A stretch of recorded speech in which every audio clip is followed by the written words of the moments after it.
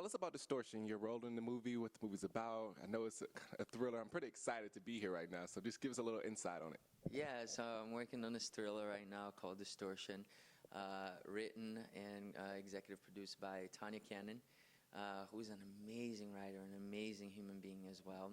Also directed by Maya Denton. Hey guys, so we're still on set of the new thriller Distortion. I'm super excited because I'm one of the producers and an actress in the movie, Tanya Cannon. What made you decide to jump on producing Distortion as well as wanting to be in the movie? Well, for me, I kind of have this motto, if you will, that if you don't give it to me, I'm going to take it. So I decided I wasn't getting roles or opportunities, and so I've got all these ideas floating around in my head anyway, so I thought if I can get somebody to help finance it and make my dream happen, then that's what I'm going to do. That's what I came out here to do and move forward. You guys, I'm so excited to be back because I got the nervous director of this new movie, Distortion. First of all, can you tell them a little bit about Distortion, what the movie's about? Yeah, Distortion is a psychological thriller. It's about a woman named Nicole. She walks in as her fiance and his family are being murdered. So the whole movie is about the detectives going around trying to figure out this crime that's been cold for 3 months. So it's her waking up, not knowing anything that's happened, and trying to put the pieces together back together of her life. And can you give us a little insight on your role in Distortion?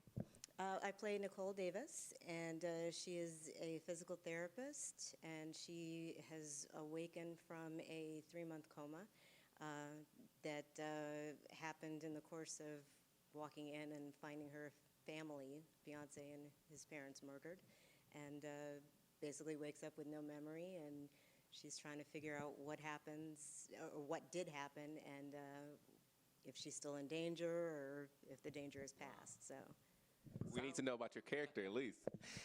So I'm playing, how can I put it without getting in trouble? I am a janitor who has a very ambitious desire. That's like not giving anything at all. Even a little bit more to the character's name. I'm playing Rudy Michaels. So when it comes to a role of that nature, what is it that you bring to life? How do you look at the lines in order to bring that character to life?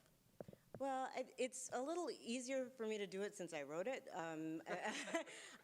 but for me, it's more about really sort of feeling how would I feel if this happened to me, and really trying to live in that moment each time that we do any sort of filming.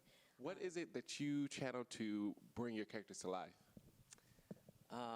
Just embracing the stereotype. You know, typically as a Latino actor, as a minority actor as we are perceived, you know, we typically get boxed into that stereotype, and a lot of actors have a hard time accepting that to begin with. I embrace it wholeheartedly, so I think that that has served as an advantage for me in a lot of different ways, you know, and being able to emulate and being able to diversify each character from that standpoint is then key, you know. So what made you want to jump on this project? When they came to you and said, we need a director for Distortion, what made you really want to jump on this project, coming from a producer background as well? Well, I've always wanted to direct, because I do write. I wanted to direct, and when I got the script, they were looking for funds, and they were looking for someone to produce it. And I read the script, and it was something different. It was not my typical story that, you know, I produce a lot of different genres, and this was something that was so far different than I've ever done. I was like, you know what, let me try to take a stab at it. And when I read the story, I really liked it. And, you know, it sat well with me. And, you know, being a person, a minority, I thought, you know, my first director debut, I thought it should be something that, you know, came out of like kind of left field, something that they weren't expecting. So I thought, you know, what would you say to other women of color that are trying to get these opportunities, that are trying to make it in the industry, as well as doing it in the time that we're in right now?